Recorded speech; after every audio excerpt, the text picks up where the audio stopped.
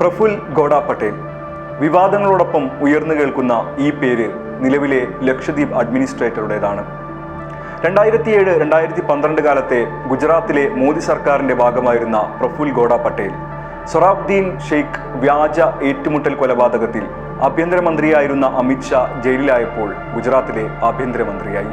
സമാധാനപരമായി CAA NRC വിരുദ്ധ സമരം നയിച്ചവരെ അറസ്റ്റ് ചെയ്യുകയും കൂട്ട പിരിച്ചുവിടൽ നടത്തുകയും ദ്വീപിൽ ഗുണ്ടാ നിയമം നടപ്പിലാക്കുകയും ബീഫ് നിരോധിക്കുകയും ചെയ്തതുൾപ്പെടെ 2 മക്കളിൽ കൂടുതലുള്ളവരെ പഞ്ചായത്ത് തിരഞ്ഞെടുപ്പുകളിൽ മത്സരിക്കുന്നതിൽ നിന്ന് വിലക്കുക കൂടി ചെയ്തു പ്രഫുൽ ഗോഡ പട്ടേൽ. ഈ നിയന്ത്രണങ്ങൾക്കും നയങ്ങൾക്കുമെതിരെ ദ്വീപ് ജനത ശബ്ദമുയർത്തുകയും സേവ് ലക്ഷദ്വീപ് ക്യാമ്പയിൻ അരങ്ങേറുകയുമുണ്ടായി. ലോകമൊട്ടാകെ വലിയ പിന്തുണയാണ് ലക്ഷദ്വീപിന് ഈ ക്യാമ്പയിനിലൂടെ ലഭിച്ചത്. ഈ പ്രശ്നങ്ങളെല്ലാം ഒരു വശത്ത് നിൽക്കുമ്പോഴാണ് പ്രധാനമന്ത്രി നരേന്ദ്രമോദി ലക്ഷദ്വീപിലെത്തുന്നത്. മോദിയുടെ ലക്ഷദ്വീപ് സന്ദർശനവും മാലിദ്വീപ് മന്ത്രിമാരുടെ പരാമർശങ്ങളും വിവാദങ്ങൾക്ക് വഴിവെച്ചു. ലക്ഷദ്വീപ് ടൂറിസം എന്ന ഹാഷ്ടാഗ് ട്രെൻഡിംഗ് ആയി മാറി. മാലിദ്വീപിലേക്കുള്ള ടൂർ പാക്കേജുകൾ ഉപേക്ഷിക്കപ്പെട്ടു. ലക്ഷദ്വീപിലേക്ക് പ്രത്യേക ടൂർ പാക്കേജുകൾ പ്രഖ്യാപിക്കപ്പെട്ടു. എന്നാൽ ലക്ഷദ്വീപിലേക്ക് സഞ്ചാരികൾ കുതിച്ചെത്തുമ്പോൾ ദ്വീപ് നിവാസികളുടെ ആശങ്കകളും വർദ്ധിക്കുകയാണ്. ദ്വീപുകാരെ ദ്വീപിൽ നിന്നും പുറത്താക്കുന്ന വികസനമായി മാറുമോ ടൂറിസം പദ്ധതികളെന്ന ആശങ്ക ദ്വീപുകാർക്കുണ്ട്. കഴിഞ്ഞ 40 വർഷമായി ലക്ഷദ്വീപ് അഡ്മിനിസ്ട്രേഷനുമായി ബന്ധപ്പെട്ട നയരൂപീകരണ കമ്മിറ്റികളിലെ അംഗമായ മിസ്ബഹാണ് ഇന്ന് കേരളീയം ടോക്കിൽ.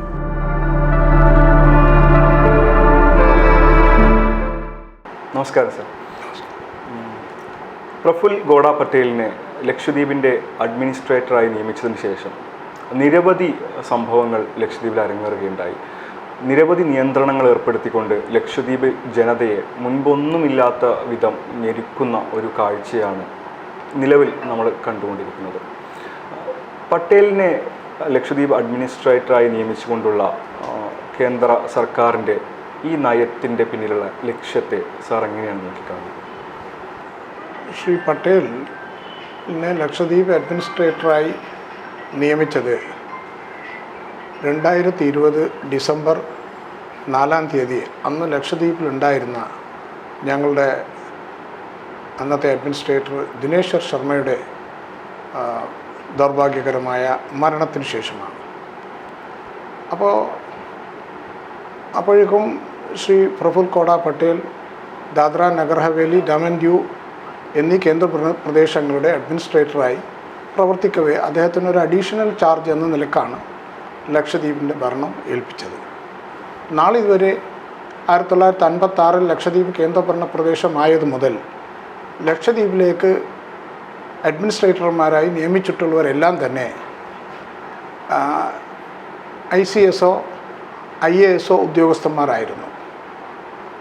ഏറ്റവും അവസാനമായി വന്ന, അതായത് പട്ടേലിന് തൊട്ട് മുമ്പ് വന്ന ദിനേശ്വർ ശർമ്മയും അതുപോലെ തന്നെ ഫറൂഖ് ഖാനും മാത്രമാണ് റിട്ടയർഡ് IPS ഓഫീസർമാരായിരുന്നവർ.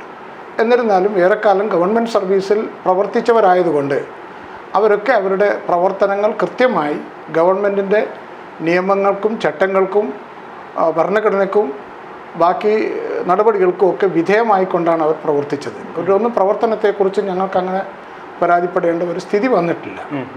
എന്നാൽ ശ്രീ പട്ടേൽ അധികാരമേറ്റെടുത്തതിന് ശേഷം ദ്വീപിലേക്ക് അദ്ദേഹം വരുന്നത് തന്നെ അന്ന് ലക്ഷദ്വീപ് ഇന്ത്യ അല്ല ലോകം മുഴുവനും കോവിഡ് പരന്നു പിടിക്കുകയും എല്ലാ സ്ഥലത്തും ഭയങ്കരമായി അതിൻ്റെ പകർച്ച കാരണം ധാരാളം നിയന്ത്രണങ്ങൾ ലോകമെമ്പാടും ഏർപ്പെടുത്തിയ ഒരു ഘട്ടത്തിലാണ് ഇദ്ദേഹം ദ്വീപിലോട്ട് വരുന്നത്. അന്ന് ഞങ്ങളുടെ കൃത്യമായ കേന്ദ്ര ഗവൺമെൻറ്റിൻ്റെ നിർദ്ദേശപ്രകാരം, ഹെൽത്ത് മിനിസ്ട്രിയുടെ നിർദ്ദേശപ്രകാരം ലക്ഷദ്വീപ് അഡ്മിനിസ്ട്രേറ്ററുടെ ബാക്കിയുള്ളവരും ദ്വീപിലേക്ക് ഒരു മുൻകരുതൽ എന്ന നിലയ്ക്ക് ദ്വീപിലേക്ക് വരുന്നവരെല്ലാം 7 ദിവസം കൊച്ചിയിൽ പരിശോധനയ്ക്ക് ശേഷം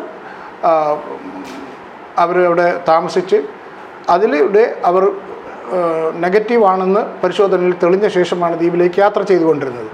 അപ്പോൾ ആ രീതിയിൽ നിയന്ത്രിച്ചതുകൊണ്ട് ഒരു കൊല്ലത്തോളം ലക്ഷദ്വീപിനെ ഒരു കോവിഡ് കേസ് പോലും ഇല്ലാത്ത ഒരു പ്രദേശം എന്ന നിലക്ക് സംരക്ഷിക്കുവാൻ ഗവൺമെൻറ്റിനും സാധിച്ചിട്ടുണ്ട്. അതിൽ കേന്ദ്ര ഗവൺമെൻറ്റും വളരെയേറെ അഭിമാനിക്കുകയും സന്തോഷിക്കുകയും ചെയ്തിട്ടുണ്ട്. കാരണം ലക്ഷദ്വീപ് ആണെങ്കിൽ വളരെ ആരോഗ്യ സൗകര്യങ്ങൾ, ആശുപത്രി സൗകര്യങ്ങൾ, ചികിത്സാ സൗകര്യങ്ങളൊക്കെ കുറഞ്ഞ സ്ഥലമാണ്. അപ്പോൾ അങ്ങനെയുള്ള ഒരു സ്ഥലത്ത് ഈ രീതിയിൽ അതിനെ നിയന്ത്രിക്കാൻ കഴിഞ്ഞത് വളരെ വലിയൊരു അനുഗ്രഹമായിട്ടാണ് ഞങ്ങൾ കണക്കാക്കിയത്. എന്നാൽ ഇദ്ദേഹം വന്നപ്പോൾ ആ നിയന്ത്രണങ്ങൾക്കൊന്നും വിധേയനാകാതെ ദ്വീപിലോട്ട് അദ്ദേഹത്തിൻ്റെ സെക്യൂരിറ്റി ഓഫീസർമാരും കടന്നു വരികയും അങ്ങനെ അവിടെ അന്ന് നിലവിലുണ്ടായിരുന്ന ഈ കൊച്ചിയിൽ നിന്നും ഈ രീതിയിൽ നിയന്ത്രണ വിധേയമാക്കി അവരെ ദ്വീപിലേക്ക് അയക്കേണ്ടതില്ല എന്ന് അദ്ദേഹം ഒരു തീരുമാനം, ജസ്റ്റ് വന്നെത്തുന്നവരെ അപ്പം പരിശോധിച്ചങ്ങ് കയറ്റി വിട്ടാൽ മതി എന്ന് ഒരു തീരുമാനമെടുത്തത് കൊണ്ട് എന്ത് സംഭവിച്ചു? 14 ദിവസത്തിനുള്ളിൽ അദ്ദേഹം ദ്വീപിൽ വന്ന് 14-15 ദിവസങ്ങൾക്ക് ശേഷം ലക്ഷദ്വീപിൽ അദ്ദേഹത്തിൻ്റെ കൂടെ തന്നെ സെക്യൂരിറ്റി ഓഫീസർമാരായി യാത്ര ചെയ്ത് ദ്വീപുകൾ ചുറ്റി നടന്നവരിൽ ആണ് ആദ്യമായിട്ട് കോവിഡ് റിപ്പോർട്ട് ചെയ്തത്. പിന്നീട് അതങ്ങ് പകരുകയും ലക്ഷദ്വീപിൽ ഏകദേശം എൻ്റെ ഓർമ്മ ശരിയാണെങ്കിൽ 34ഓളം ആൾക്കാർ കോവിഡ് മരിക്കുകയും 10,000-ൽ കൂടുതൽ പേർക്ക് 10,000-15,000 പേർക്ക് കോവിഡ് റിപ്പോർട്ട് ചെയ്യുകയും ചെയ്തിട്ടുണ്ട്. അപ്പോൾ ആ രീതിയിൽ ഉള്ള അദ്ദേഹത്തിൻ്റെ വരവ് ഒരു ഭാഗത്ത്. മറ്റൊന്ന്, അദ്ദേഹം വന്നെത്തിയ ശേഷം ലക്ഷദ്വീപിൽ നിലവിലുണ്ടായിരുന്ന നിയമങ്ങളൊന്നും കണക്കിലെടുക്കാതെ ഓരോരോ നമുക്ക് ഒരിക്കലും ആ പ്രദേശത്തിനോ ജനതയ്ക്കോ ആവശ്യമില്ലാത്ത ഒരു ആൾക്കും ഏറ്റെടുക്കാൻ പറ്റാത്ത വിധം കഠിനമായ പല ചട്ടങ്ങളും നിർദ്ദേശിച്ചുകൊണ്ടാണ് അദ്ദേഹം കടന്നു വന്നത്. അപ്പോൾ അതിലൂടെ ലക്ഷദ്വീപിലെ ജനങ്ങളൊക്കെ വലിയ സങ്കടത്തിലും വലിയ ഭീതിയിലും ഒക്കെ ആയിപ്പോയ ഒരു സ്ഥിതിയാണ് ഉണ്ടായിട്ടുള്ളത്. തീർച്ചയായും. ഇപ്പം ലക്ഷദ്വീപ് അഡ്മിനിസ്ട്രേഷനുമായി ബന്ധപ്പെട്ടുകൊണ്ട് കഴിഞ്ഞ 40 വർഷങ്ങളായിട്ട് പ്രവർത്തിച്ച ഒരാൾ കൂടിയാണ്. പല കമ്മിറ്റികളിലും മെമ്പർ എന്നതിലേക്ക്. അതെ. മുൻപ് ഒരു അഡ്മിനിസ്ട്രേറ്റർക്കെതിരെയും ലക്ഷദ്വീപ് ജനത ഈ നിലക്ക് പ്രതിഷേധമുയർത്തിയതായിട്ട് കാണുന്നില്ല. പ്രഫുൽ ഗോഡ പട്ടേലിൻ്റെ വരവിന് ശേഷം പക്ഷേ നിരവധിയായ പ്രതിഷേധങ്ങൾ ദ്വീപിൽ ഉയർന്നു വരികയുണ്ടായി. എന്നാൽ ഈ പ്രതിഷേധങ്ങളെല്ലാം അടിച്ചമർത്തുന്ന ഒരു കാഴ്ചയാണ് ദ്വീപിൽ നിന്നും നമ്മൾ കണ്ടിട്ടുള്ളത്. ലക്ഷദ്വീപിലേക്കുള്ള പട്ടേലിൻ്റെ വരവ് തന്നെ സർ പറഞ്ഞതുപോലെ 34ഓളം പേരുടെ മരണത്തിന് ഇടയാക്കി. ഓരോ വരവിലും ഇതുപോലെ തന്നെ സമാനമായ സാഹചര്യങ്ങളാണ് പട്ടേൽ ദ്വീപിൽ സൃഷ്ടിച്ചുകൊണ്ടിരിക്കുന്നത്. മരണത്തിന് ഇരയാക്കുകയോ അല്ലെങ്കിൽ മരണത്തിലേക്ക് ദ്വീപ് ജനതയെ തള്ളിവിടുകയോ ചെയ്യുന്ന നയങ്ങളാണ് പട്ടേൽ ഇതുവരെ സ്വീകരിച്ചിട്ടുള്ളത്. ഇന്ന് പ്രധാനമന്ത്രി നരേന്ദ്രമോദിയുടെ വരവോടെ ലക്ഷദ്വീപ് ഒരു ടൂറിസ്റ്റ് കേന്ദ്രമായി ആഗോള ശ്രദ്ധയിലേക്ക് എത്തിയിരിക്കുന്നു. എന്നാൽ ഈ പട്ടേലിൻ്റെ വരവിൻ്റെ തുടർച്ചയായിട്ട് തന്നെയല്ലേ നാം മോദിയുടെ വരവിനെയും കാണേണ്ടത്? ഞങ്ങളെ സംബന്ധിച്ചിടത്തോളം ഞങ്ങളുടെ അനുഭവത്തിൻ്റെ അടിസ്ഥാനത്തിൽ പറയുകയാണെങ്കിൽ ലക്ഷദ്വീപ് കേന്ദ്രഭരണ പ്രദേശമായി 1956 ആയതിനു ശേഷം ഞങ്ങൾക്ക് അയച്ചിട്ടുള്ള അഡ്മിനിസ്ട്രേറ്റർമാരിൽ നിന്നും ഞങ്ങൾക്കുണ്ടായിട്ടുള്ള അനുഭവം അവരെല്ലാം വന്നിട്ടുള്ളത് for the good administration of the area എന്നുള്ളതാണ്. അപ്പോൾ ആ ഒരു രീതിയിൽ തന്നെയാണ് ഞങ്ങൾ ജീവിക്കുകയും അവരോട് ഇടപെടുകയും അവരും ഞങ്ങളും തമ്മിൽ കഴിഞ്ഞിരുന്നത്. അതുകൊണ്ട് തന്നെയാണ് ഒരുപക്ഷെ ഇന്നലെ ഇന്ത്യയിൽ ഏറ്റവും സന്തുഷ്ടമായ പ്രദേശം ഏതാണെന്ന് നിങ്ങൾ നോക്കുമ്പോൾ ഒരുപക്ഷെ ഞങ്ങൾ പാവങ്ങളാണെങ്കിലും ഉള്ളത് കൊണ്ട് വളരെ സന്തോഷമായി സമാധാനത്തിൽ കഴിയുന്ന ഒരു പ്രദേശമാണ്. ക്രമസമാധാന പ്രശ്നങ്ങളൊന്നുമില്ല. ഞങ്ങൾക്ക് അത്യാവശ്യത്തിന് സ്കൂളുകളും കോളേജുകളും അത്യാവശ്യം ചികിത്സിക്കാൻ സ്ഥാപനങ്ങളൊക്കെ ഉള്ളത് കൊണ്ട് ഞങ്ങൾ അങ്ങനെ തൃപ്തിപ്പെട്ട് കഴിയുന്നുള്ളത് കൊണ്ട് ഒപ്പിച്ച് കഴിയുന്നു. പിന്നെ തീർച്ചയായും ഞങ്ങളുടെ റിസോഴ്സ് വേണ്ട രീതിയിൽ ഉപയോഗപ്പെടുത്തുന്നതിന് വേണ്ടി ഇന്ത്യ ഗവൺമെൻറ് ഇപ്പോൾ ഞങ്ങളുടെ കടൽ സമ്പത്ത്, ലക്ഷദ്വീപിലെ കടൽ സമ്പത്ത് എന്ന് പറയുമ്പോൾ 4 ലക്ഷം സ്ക്വയർ കിലോമീറ്റർ വരുന്നതാണ്. ഇന്ത്യയിലെ ഏറ്റവും വലിയ സംസ്ഥാനം രാജസ്ഥാനാണ്. എന്നാൽ ആ രാജസ്ഥാനേക്കാളും വലിയ സമ്പത്താണ് ഞങ്ങൾക്ക് ചുറ്റും കിടക്കുന്നത്. കടലിലെ സമ്പത്തും കരയിലെ സമ്പത്തും സാമ്പത്തിക ശാസ്ത്രജ്ഞന്മാരുടെ കണക്കനുസരിച്ച് തുല്യമാണ്. ഒരു നിശ്ചിത അളവിൽ കരയിലുള്ള ഒരു സ്ഥലത്ത് വിളയുന്ന അല്ലെങ്കിൽ അവിടെ നിന്ന് കിട്ടാവുന്ന സാമ്പത്തിക നേട്ടം അത്ര തന്നെ കടലിൽ നിന്നും കണക്കാക്കുന്നു. അപ്പോൾ അങ്ങനെ വരുമ്പോൾ ഈ ഇന്ത്യയിലെ ഏറ്റവും വലിയ സംസ്ഥാനമായി കണക്കാക്കേണ്ട അല്ലെങ്കിൽ ഒരു സാമ്പത്തിക മേഖലയായി കണക്കേണ്ട സ്ഥലത്ത് അത്തരം സമ്പത്തിനെ വേണ്ട രീതിയിൽ എടുത്ത് ഉപയോഗിക്കുന്നതിന് വേണ്ടി വേണ്ട തരത്തിലുള്ള ഒരു പ്രവർത്തനവും ഇതുവരെ കാര്യമായിട്ട് നടന്നിട്ടില്ല. അത്യാവശ്യം ഞങ്ങൾക്ക് ഒരു ഷെഡ്യൂൾ ട്രൈബ് കമ്മ്യൂണിറ്റിക്ക് വേണ്ട വിദ്യാഭ്യാസം തരുന്നു, ആരോഗ്യ കാര്യങ്ങൾ ചെയ്തു തരുന്നു, കുറച്ച് തൊഴിൽ ഗവൺമെൻറ് വക തന്നിട്ടുണ്ട്. മറ്റ് യാതൊരു തൊഴിൽ മേഖലയും ഇല്ലാത്തത് കൊണ്ട്, സ്വകാര്യ മേഖലയാവട്ടെ ബാക്കി പ്രദേശങ്ങളിലുള്ളത് മാതിരി വലിയ വികസനങ്ങളൊന്നും വരാത്തതിനെ കൊണ്ട് പൊതുമേഖലാ സ്ഥാപനങ്ങളാവട്ടെ അവിടെ ഇല്ല. അപ്പോൾ അവിടെ ലഭ്യമായിട്ടുള്ള കുറച്ച് കപ്പലുകളിലെ ഒരു 10-15ഓളം കപ്പലുകളുണ്ട്. ആ കപ്പലുകൾ ചരക്ക് കപ്പലുകളടക്കം ഉള്ള തൊഴിലവസരം, പിന്നെ വിവിധ ഗവൺമെൻറ് ഡിപ്പാർട്ട്മെൻറ്റുകളിൽ ഇതുവരെയായിട്ട് ഉണ്ടാക്കിയിട്ടുള്ള ഒരു 5000-ഓളം വരുന്ന തസ്തികകളാണ് മൊത്തം ലക്ഷദ്വീപിലുള്ളത്. അപ്പോൾ ബാക്കി അത് കഴിഞ്ഞാലുള്ള ജനങ്ങൾ ജീവിതം കഴിക്കുന്നത് കടലിൽ പോയി മീൻ പിടിച്ചും വളരെ കുറച്ച് പേര് കൃഷിയെ അടിസ്ഥാനമാക്കി അതിൽ നിന്നുള്ള വരുമാനമാണ് ഞങ്ങളുടെ പ്രധാന വരുമാന മാർഗം. അപ്പോൾ ഒരു ജനത എന്ന നിലക്ക് ഞങ്ങൾ വളരെ സന്തോഷത്തിലും ഉള്ളത് കൊണ്ട് തൃപ്തിപ്പെട്ട് അങ്ങ് കഴിയുന്നതിനിടക്കാണ് ഇദ്ദേഹത്തിൻ്റെ വരവുണ്ടായിട്ടുള്ളത്. അപ്പോൾ വന്നത് മുതൽ ഇപ്പോൾ ആദ്യമായിട്ട് തന്നെ ഉദാഹരണമായിട്ട് എടുത്താൽ അദ്ദേഹം ചെയ്തത് എന്താണ്? ലക്ഷദ്വീപിൽ LDR എന്ന പേരിൽ, ലക്ഷദ്വീപ് ഡെവലപ്മെൻറ്റ് റെഗുലേഷൻ എന്ന പേരിൽ ദ്വീപിലെ ജനങ്ങളെ മുഴുവൻ ഓരോ ദ്വീപിൽ നിന്നും ഒരു ഭാഗത്തേക്ക് മാറ്റി ദ്വീപിൻ്റെ ഒരു ഭാഗം വ്യവസായ ആവശ്യങ്ങൾക്കും മറ്റൊരു ഭാഗം ടൂറിസത്തിനും മറ്റൊരു ഭാഗം ജനങ്ങൾക്ക് താമസിക്കാൻ, ഇങ്ങനെയൊക്കെ പറഞ്ഞ് അത് ഇപ്പോൾ നമ്മളൊരു എക്സ്റ്റെൻഡഡ് വില്ലേജ് പോലെയാണ്. ഞങ്ങളുടെ ദ്വീപുകളെന്ന് പറയുന്നത് വലിയ പ്രദേശമൊന്നുമല്ല. ഇപ്പോൾ കേരളത്തെക്കുറിച്ച് സംസാരിക്കുമ്പോൾ ഏതാണ്ട് നമ്മുടെ ഉത്തരേന്ത്യൻ ഗ്രാമങ്ങളിൽ പോയാൽ നമുക്ക് കാണാവുന്നത് ഒരു ഗ്രാമത്തിൻ്റെ അരികെ പറ്റി കുറച്ച് പേർ താമസിക്കുന്നു, ബാക്കി സ്ഥലമെല്ലാം കൃഷിക്ക് വേണ്ടി ഉപയോഗിക്കുന്നു എന്ന രീതിയിലാണ്. എന്നാൽ കേരളത്തിലോട്ട് വരുമ്പോൾ ഓരോ ഗ്രാമത്തിലും ഒരുമാതിരി അവരവരുടെ ഭൂമിയുള്ള സ്ഥലത്തൊക്കെ എല്ലാവരും വീട് വെച്ച് കഴിയുകയാണ്. അപ്പോൾ ഒരു unlike north Indian villages, the villages in Kerala R fully occupied. ലക്ഷദ്വീപിലെ സ്ഥിതിയും അതുപോലെ തന്നെയാണ്. ഞങ്ങളുടെ കൊച്ചു ദ്വീപുകൾ, ഇപ്പോൾ എൻ്റെ ദ്വീപാണെങ്കിൽ 1 കിലോമീറ്ററിന് സ്ക്വയർ കിലോമീറ്ററിനേക്കാൾ അല്പം വലുതാണ്. അപ്പോൾ ആ ദ്വീപിൽ ഞങ്ങൾ ദ്വീപിൻ്റെ എല്ലാ ഭാഗത്തുമായിട്ട് അവരവരുടെ ഭൂമിയുള്ള സ്ഥലത്ത് വീട് വെച്ച് താമസിക്കുന്നു. ഇതേ പ്രകാരം നീളം കൂടിയ ദ്വീപുകളിൽ കുറച്ച് ഭാഗം ഒഴിവാക്കി വിട്ടതൊഴിച്ചാൽ എല്ലാ ദ്വീപിലും ജനങ്ങൾ എല്ലാ ഭാഗത്തും ഒരുമാതിരി അവരവരുടെ സൗകര്യത്തിനനുസരിച്ച് കഴിവിനനുസരിച്ച് വീട് വെച്ച് താമസിക്കുന്നു. അപ്പോൾ ആ വീടുകളൊക്കെ മാറ്റി ഏതെങ്കിലും ഒരു ഭാഗത്തോട്ട് കൊണ്ടുപോയി ബാക്കി സ്ഥലങ്ങളൊക്കെ ഒഴിവാക്കി എന്തെങ്കിലുമൊക്കെ ചെയ്യാമെന്ന് പറയുമ്പോൾ ഞങ്ങൾക്കൊരിക്കലും ഉൾക്കൊള്ളാൻ കഴിയാത്ത ഒരുതരം വികസന സ്വപ്നമാണ്. അവസാനം ഞങ്ങളുടെ പരാതിയെ തുടർന്ന് കേന്ദ്ര ഗവൺമെൻറ് അത് നടപ്പിലാക്കിയില്ല. അതേപോലെ തന്നെ അദ്ദേഹം ഗുണ്ട നിയമം കൊണ്ടുവരാൻ ശ്രമിച്ചു. അപ്പോൾ ലക്ഷദ്വീപാണെങ്കിൽ ഇന്ത്യയിൽ ക്രൈം റേറ്റിൽ ഇന്നും ഏറ്റവും ഒരു ക്രൈമും റിപ്പോർട്ട് ചെയ്യാത്തതാണ് national record crime bureau record അനുസരിച്ച് റിപ്പോർട്ട് ചെയ്തുകൊണ്ടിരിക്കുന്ന ഒരു പ്രദേശമാണ്. അപ്പോൾ അങ്ങനെയുള്ള സ്ഥലത്ത് അതിൻ്റെ ഒരു ആവശ്യമില്ല എന്ന് പറഞ്ഞപ്പോൾ അത് കേന്ദ്ര ഗവൺമെൻറ് അംഗീകരിക്കുകയും അത് നടപ്പിലാക്കുന്നതിലും പിന്നോട്ട് പോയി. അതുപോലെ തന്നെ ഇപ്പോൾ പഞ്ചായത്തിൽ മത്സരിക്കണമെങ്കിൽ 2-ൽ കൂടുതൽ കുട്ടികളുള്ളവർക്ക് മത്സരിക്കാൻ പാടില്ല. അതേസമയം അവരുടെയൊക്കെ തന്നെ പാർട്ടിയിലെ മെമ്പർമാർ, പാർലമെൻറ്റിലുള്ള മെമ്പർമാർ പലരും ഇതിൽ കൂടുതൽ കുട്ടികളുള്ളവരാണ്. അപ്പോൾ ഞങ്ങളോട് മാത്രം അങ്ങനെ ഒരു വകുപ്പും ഒരു തരം ഇത് വരുന്നത് തീർച്ചയായും അവർക്ക് നമ്മളെക്കുറിച്ചുള്ള തെറ്റിദ്ധാരണയാണ്. യഥാർത്ഥത്തിൽ ലക്ഷദ്വീപിലെ ജനസംഖ്യ കഴിഞ്ഞ 20-30 കൊല്ലത്തെ സെൻസസ് ഫിഗേഴ്സ് എടുത്ത് നിങ്ങൾക്ക് നോക്കിയാൽ കാണാം. വളരെ നിയന്ത്രിത അല്ലെങ്കിൽ ഇന്ത്യ ഗവൺമെൻറ് ലക്ഷ്യം വെച്ചിട്ടുള്ള ആ പരിധിക്കുള്ളിലാണ് ലക്ഷദ്വീപിലെ ജനസംഖ്യയുടെ വളർച്ചയുള്ളത്.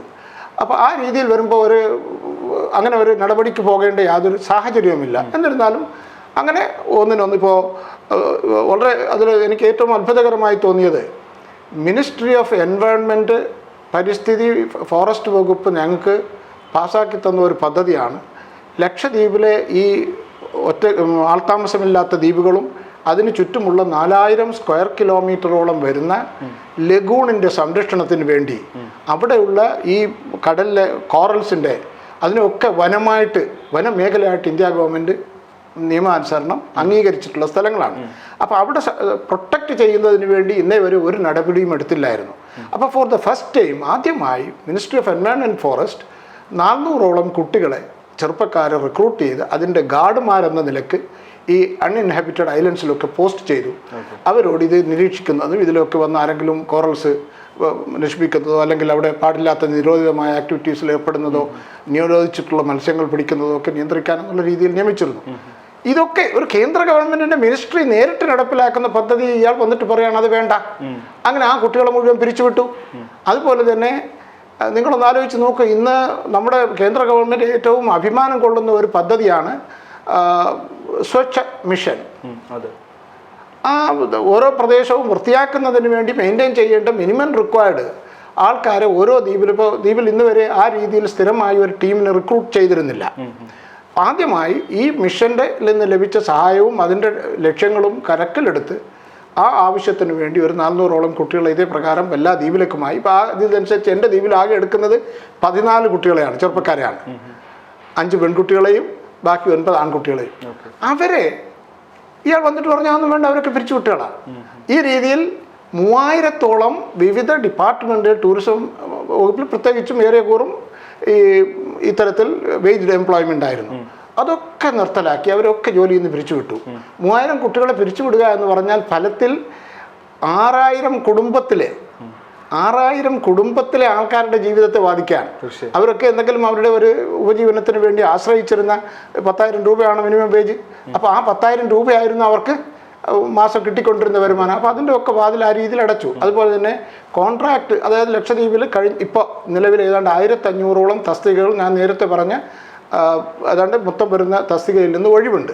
ഈ സ്ഥലങ്ങളിലേക്കൊക്കെ അത്യാവശ്യമായതിനാൽ പ്രത്യേകിച്ച് വിദ്യാഭ്യാസ സ്ഥാപനങ്ങളിലേക്ക് ധാരാളം ചെറുപ്പക്കാരെ കോൺട്രാക്ട് ബേസിൽ അപ്പോയിൻറ്റ് ചെയ്തിരുന്നു. അതേപോലെ തന്നെ എൻ്റെ കയ്യിൽ അതിൻ്റെ ഒക്കെ കണക്കുണ്ട്. ഓരോ ഡിപ്പാർട്ട്മെൻറ്റിലും ധാരാളം ഒഴിവുകളുണ്ടായിരുന്നു. അപ്പോൾ ആ ഒഴിവുകളിലേക്കൊക്കെ അത്യാവശ്യം എന്ന നിലക്ക് ഓഫീസർമാർ ഐഡൻറ്റിഫൈ ചെയ്ത് അതായത് കാലത്ത് നിലവിലുള്ള അഡ്മിനിസ്ട്രേറ്റർമാരുടെ അപ്രൂവലോടെ അവരെയൊക്കെ കോൺട്രാക്ട് ബേസിലെടുത്ത് അപ്പോയിൻറ്റ് ചെയ്ത് കാര്യങ്ങൾ ചെയ്തു വന്നതാണ്. ഇദ്ദേഹം വന്നിട്ട് അതൊക്കെ പിരിച്ചുവിട്ടു, അവരൊക്കെ പിരിച്ചുവിട്ടു എന്ന് മാത്രമല്ല, ലക്ഷദ്വീപിലെ സ്വകാര്യ വ്യക്തികളുടെ വല്ല കെട്ടിടവും ഗവൺമെൻറ് ആവശ്യത്തിന് വാടകയ്ക്കെടുത്ത് ഉപയോഗിക്കുന്നുണ്ടെങ്കിൽ അതൊക്കെ ഒഴിവാക്കി ദ്വീപിലെ ആൾക്കാർക്ക് ഗവൺമെൻറ് വല്ല സാധനങ്ങൾ എവിടെയെങ്കിലും കൊണ്ടുവന്ന് ഞങ്ങളുടെ ഭൂമിയിൽ സ്റ്റോക്ക് ചെയ്ത് അതിന് വല്ല നില വാടക കൊടുക്കുന്നുണ്ടെങ്കിൽ ആ വാടകയുടെ റേറ്റ് പോലും അദ്ദേഹം ഒരു മീറ്റർക്ക് 31 രൂപ എന്നുള്ളതിന് ചുരുക്കി 16 രൂപയായിട്ട് മൊത്തത്തിൽ ചുരുക്കി. അപ്പോൾ ഒരു വിധത്തിലും നമുക്ക് അപ്പോൾ അതിൽ നിന്ന് ഞങ്ങൾ മനസ്സിലാക്കുന്നത് അദ്ദേഹത്തിൻ്റെ മൊത്തത്തിലുള്ള നയം ഗവൺമെൻറ്റിൻ്റെ ചെലവ് ചുരുക്കുക എന്നുള്ളതിനേക്കാൾ അപ്പോൾ ഞങ്ങളുടെ സാമ്പത്തിക സാധ്യതകളെ കഴിയുന്നത്ര ചുരുക്കുക എന്നുള്ള ഒരു രീതിയിലാണ് അദ്ദേഹം പ്രവർത്തിച്ചത്. അതിൽ ഞങ്ങൾ അങ്ങേയറ്റം ദുഃഖിതരും വളരെയേറെ വിഷമത്തിലുമാണ് ദ്വീപിലെ മൊത്തം ജനങ്ങൾ. ലക്ഷദ്വീപിനെ സംബന്ധിച്ചിടത്തോളം വളരെ ജനസാന്ദ്രത കൂടിയ ഒരു ഇന്ത്യയിലെ ഏറ്റവും ജനസാന്ദ്രത കൂടിയ 2ാമത്തെ സ്ഥലം ലക്ഷദ്വീപാണ്. അതേസമയം ഭൂവിസ്തൃതി വളരെ ഏറ്റവും ചുരുങ്ങിയ ഞങ്ങൾ തന്നെയാണ്. ഇന്ത്യയിലെ ഏറ്റവും ചെറിയ ടെറിട്ടറി ഞങ്ങളാണ്. അതെ, 10ഓളം ദ്വീപുകളിൽ മാത്രമേ ജനവാസം ഉള്ളൂ.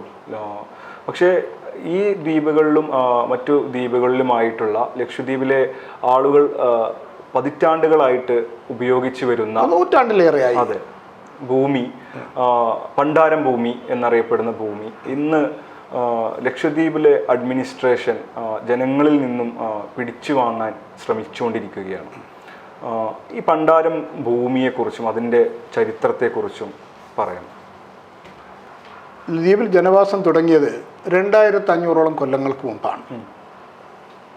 അതായത് ഒരുപക്ഷെ നമ്മുടെ മലബാർ തീരത്തേക്ക് വിദേശത്തിൽ നിന്നുള്ള കപ്പലുകൾ ചൈനയിൽ നിന്നും അറേബ്യയിൽ നിന്നും ബാക്കി ഇതര ഭാഗങ്ങളിൽ നിന്നും വന്നു തുടങ്ങിയപ്പോൾ അവരുടെ കച്ചവടത്തിൽ താല്പര്യമുണ്ടായിരുന്ന മലബാറിലെ രാജാക്കന്മാർ ഈ പ്രദേശത്തിൽ നിന്നുള്ള ആൾക്കാരോട് നിങ്ങൾ പോയി ആ ദ്വീപുകളിൽ താമസിക്കൂ, അതിലേ വരുന്ന വിദേശികളെ നമ്മുടെ നാട്ടിലേക്ക് നിങ്ങൾ കൂട്ടിക്കൊണ്ടുവരൂ, അവളെ ഗൈഡ് ചെയ്ത് കൊണ്ടുവരണം. കാരണം അക്കാലത്ത് രാജാക്കന്മാർക്ക് ഈ വിദേശത്തിൽ നിന്ന് വരുന്ന അവരെ സ്വീകരിക്കുകയും അവരോട് അപ്പുറം ഇപ്പുറം സമ്മാനങ്ങൾ കൈമാറുകയും ഒക്കെ വലിയ താല്പര്യമുള്ള കാര്യമായിരുന്നു. അപ്പോൾ ഒരുപക്ഷെ അങ്ങനെയുള്ള ഒരു പ്രോത്സാഹനത്തിൻ്റെ തുടർച്ച എന്ന നിലക്കാണ് ലക്ഷദ്വീപിലോട്ട് മലബാറിൽ നിന്നും ആൾക്കാർ കുടിയേറി താമസിച്ചിട്ടുള്ളത്. ലക്ഷദ്വീപിൽ നിന്നും ലഭിച്ചിട്ടുള്ള ഭൂമിക്കടിയിൽ നിന്നിട്ട് ലഭിച്ചിട്ടുള്ള ചരിത്ര അവശിഷ്ടങ്ങൾ സൂചിപ്പിക്കുന്നത് ഞങ്ങളുടെ ആദ്യകാലത്തെ തലമുറ ദ്വീപിൽ വന്നവർ ബുദ്ധമത വിശ്വാസികളായിരുന്നു. ബുദ്ധിസ്റ്റ് രൂപങ്ങളാണ് ഇന്ന്, ബുദ്ധൻ്റെ പ്രതിമയുടെ രൂപങ്ങളാണ് ലക്ഷദ്വീപിൽ നിന്ന് പല സ്ഥലത്തു നിന്നും അതിൻ്റെ ഭാഗങ്ങളാണ് ലഭിച്ചിട്ടുള്ളത്. അത് ഞങ്ങളുടെ അഗത്തി മ്യൂസിയത്തിൽ, ചരിത്ര മ്യൂസിയത്തിൽ സൂക്ഷിച്ചിട്ടുണ്ട്. അതുപോലെ തന്നെ ഞങ്ങൾ ഒരുപക്ഷെ ഈ മലയാളവും തമിഴും വേർപിരിയുന്നതിന് മുമ്പുള്ള ഒരു കാലഘട്ടത്തിലായിരിക്കണം ലക്ഷദ്വീപിലോട്ട് കുടിയേറ്റം ഉണ്ടായിട്ടുള്ളത്. കാരണം ഞങ്ങളുടെ ഭാഷയിലെ പ്രയോഗങ്ങളെ സംബന്ധിച്ച് ദ്വീപ് ഭാഷയിൽ ശാസ്ത്രീയമായി വേണ്ട രീതിയിൽ പഠനങ്ങൾ നടത്തിയിട്ടുള്ളവർ കണ്ടെത്തിയിട്ടുള്ളത് മലബാറിലെ ഈ വടക്കൻ പാട്ടുകളിലുള്ള ഏതാണ്ട് 30% വാക്കുകൾ ഇന്നും ലക്ഷദ്വീപിൽ ജനങ്ങൾ പ്രയോഗിച്ചു വരുന്നുണ്ട്. എന്നാൽ നിങ്ങളുടെ കേരളത്തിൽ ആ സമയത്ത് എന്ത് സംഭവിച്ചു? സാംസ്കാരികമായി പല മാഗസിനുകളും പത്രങ്ങളും സാംസ്കാരിക നേതാക്കളുടെ ആ സ്വാധീനവും ഭാഷയെ കാലങ്ങളായി സംസ്കരിച്ചു വന്നതുകൊണ്ട് ഈ ധാരാളം പ്രയോഗങ്ങൾ ഇല്ലാതെപ്പോയി. എന്നാൽ ഞങ്ങളുടെ ഇതിൽ ഇപ്പോഴും തമിഴിലും ഇപ്പറഞ്ഞ മാതിരി മലബാർ പ്രദേശത്ത് പണ്ട് ഉപയോഗിച്ചിരുന്ന കോസ്റ്റൽ ഭാഗങ്ങളിലൊക്കെ തീരദേശങ്ങളിൽ ഉപയോഗിച്ചിരുന്ന വാക്കുകൾ ഇപ്പോഴും ഞങ്ങളുടെ ഇതിലുണ്ട്. അപ്പോൾ അതിൽ നിന്നും ലക്ഷദ്വീപിലെ ജനങ്ങൾ അന്ന് കുടിയേറി താമസിച്ചത് എല്ലാവരും ഒരു തീയതിക്ക് ഒന്നിച്ച് കയറിപ്പോയതല്ല, പലരും ചരിത്രത്തിൻ്റെ പല ഘട്ടങ്ങളിലായി പോയവരാണ്. അപ്പം അങ്ങനെ ആദ്യം പോയവർക്ക് ഇഷ്ടംമാതിരി കൃഷി ചെയ്യാൻ സ്ഥലമുണ്ടായിരുന്നു. അപ്പോൾ അവർ ഒന്നൊന്നിനെ കാണാവുന്ന ദൂരത്താണ് വീട് വെച്ച് താമസിച്ചത്. കാരണം അക്കാലത്തൊക്കെ പരസ്പരം ഭയപ്പെട്ട്, അതായത് ഈ ആരെങ്കിലും കടലിൽ നിന്നുള്ള കള്ളന്മാരെയോ കൊള്ളക്കാരെയോ ഒക്കെ ഭയപ്പെട്ട് കഴിച്ചിരുന്ന ഒരു കാലമാണല്ലോ. അപ്പം അങ്ങനെ ദ്വീപിൻ്റെ കേന്ദ്രഭാഗത്ത് ഓരോ ദ്വീപിലും ജനങ്ങൾക്ക് ജീവിക്കാൻ പറ്റിയ സാഹചര്യമുള്ള ശുദ്ധജലം ലഭ്യമായ സ്ഥലത്ത്, കൃഷിക്ക് യോഗ്യമായ സ്ഥലത്ത് ആണ് അവർ കേന്ദ്രീകരിച്ച് താമസിച്ചിരുന്നത്. അങ്ങനെ താമസിച്ച് കാര്യങ്ങൾ വരുന്നതിനിടക്കാണ് വാസ്കോ ഡ ഗാമയുടെ ഇന്ത്യയിലോട്ടുള്ള വരവ്. അപ്പോൾ അദ്ദേഹത്തിൻ്റെ പിന്നാലെ വരുന്ന പോർച്ചുഗീസുകാരും ഇംഗ്ലീഷുകാരും ഒക്കെ ഞങ്ങളുടെ ദ്വീപിലൂടെ കടന്നു പോകുമ്പോൾ ദ്വീപിൽ കയർ അവരുടെ കണ്ണിൽപ്പെട്ടു. അക്കാലത്ത് ഒരുപക്ഷെ ലോകത്തെ തന്നെ ഏറ്റവും നല്ല കയറുണ്ടാക്കിയിരുന്നവരിൽ ഒരു വിഭാഗം ഞങ്ങളാണ്. ചരിത്രത്തിൽ തന്നെ ഞങ്ങളുടെ ദ്വീപുകൾ ചില സഞ്ചാരികളോ ചരിത്രകാരന്മാരോ കയർ ദ്വീപുകളെന്ന് പരാമർശിച്ചിട്ടുണ്ട്. അപ്പം അങ്ങനെ ഞങ്ങൾ ഈ കൊണ്ടുവരുന്ന കയർ അവർക്ക് ഇഷ്ടപ്പെട്ടപ്പോൾ അവർ കയറി പിടിച്ചു പറിക്കാനും ദ്വീപുകളിൽ എറിഞ്ഞ് ഇത് കൊള്ളയടിക്കാനും ഒക്കെ തുടങ്ങി. അങ്ങനെ പോർച്ചുഗീസുകാരുടെ ഭാഗത്തു നിന്ന് ദ്വീപുകാർക്ക് അക്രമം നേരിട്ടപ്പോൾ ഇത് തടയാൻ അന്നത്തെ മലബാറിലെ ഞങ്ങളുടെ കാര്യം വടക്ക് മലബാറിൽ ഭരിച്ചുകൊണ്ടിരുന്ന രാജാക്കന്മാർക്ക് കഴിയാത്ത ഒരു സ്ഥിതി വന്നപ്പോൾ ദ്വീപിലെ ആൾക്കാർ വന്ന് പരാതി പറഞ്ഞു they could not help them because they had no അവർക്ക് അന്ന് നാവിക പടയോ പ്രത്യേകിച്ച് ഇതൊന്നും ഇല്ലായിരുന്നു. അങ്ങനെ അവരെന്ത് ചെയ്തു, അറക്കൽ കുടുംബത്തിന് ലക്ഷദ്വീപിൻ്റെ മേൽക്കോയ്മ ഏൽപ്പിച്ചു കൊടുത്തു. അങ്ങനെയാണ് കോലത്തിരിയെല്ലാം വടക്ക് മലബാറിലുണ്ടായിരുന്ന ഒരു രാജകുടുംബത്തിൽ നിന്നും ഇവർക്ക് ലക്ഷദ്വീപ് ലഭിക്കുന്നത്. കണ്ണൂരിന് തൊട്ട് വടക്ക് ഇപ്പോഴും അവരുടെ കോട്ട കാണാം അതിൽ യാത്ര ചെയ്ത് പോകുമ്പോൾ. അങ്ങനെ കിട്ടിയ ലക്ഷദ്വീപിൻ്റെ കാര്യങ്ങൾ ഇവർ കൈകാര്യം ചെയ്ത് വരുമ്പോൾ ഇവരയക്കുന്ന പ്രതിനിധികളും ദ്വീപിലെ ജനങ്ങളും തമ്മിൽ ചില കാര്യങ്ങളിൽ അഭിപ്രായ വ്യത്യാസം വരുമ്പോൾ തീർച്ചയായും പ്രശ്നങ്ങൾക്കിടയാവും. അങ്ങനെ 1-2 ദ്വീപിൽ ചില പ്രശ്നങ്ങൾ ഉണ്ടായപ്പോൾ ഇവിടെ നിന്ന് അറക്കലിൻ്റെ പ്രതിനിധികൾ അവിടെ പോയി നാട്ടിലെ ആൾക്കാർ താമസിക്കുന്നതിൽ നിന്ന് പെരിഫറിയിൽ നാട്ടിൻ്റെ ഓരോ അറ്റങ്ങളിൽ കിടക്കുന്ന ഒഴിഞ്ഞു കിടക്കുന്ന സ്ഥലങ്ങളും അല്ലെങ്കിൽ കൃഷി ഫുള്ളായിട്ട് ചെയ്യാത്ത സ്ഥലങ്ങളും അവരങ്ങ് എടുത്ത് അതൊക്കെ രാജാവിൻ്റെ അറക്കൽ ഭണ്ഡാരമാണ് എന്ന് വേർപെടുത്തി വെച്ചു. അതുപോലെ തന്നെ ആൾത്താമസമില്ലാത്ത ദ്വീപുകളും. അങ്ങനെയാണ് ഈ ഭണ്ഡാരം ഭൂമി എന്നുള്ള ഒരു സാധനം ലക്ഷദ്വീപിൽ ഒരു പ്രയോഗം തുടങ്ങിയത്. എന്നാൽ അറക്കൽ അവരുടെ വരുമാനത്തിന് വേണ്ടി വരുമാനം വർദ്ധിപ്പിക്കുന്നതിന് വേണ്ടി പിടിച്ചെടുത്ത ഈ സ്വത്തുക്കൾ വേണ്ട രീതിയിൽ നന്നാക്കിയെടുക്കാനോ ഉൽപ്പാദനം വർദ്ധിപ്പിക്കാനോ ആ സംവിധാനത്തിന് കഴിഞ്ഞില്ല.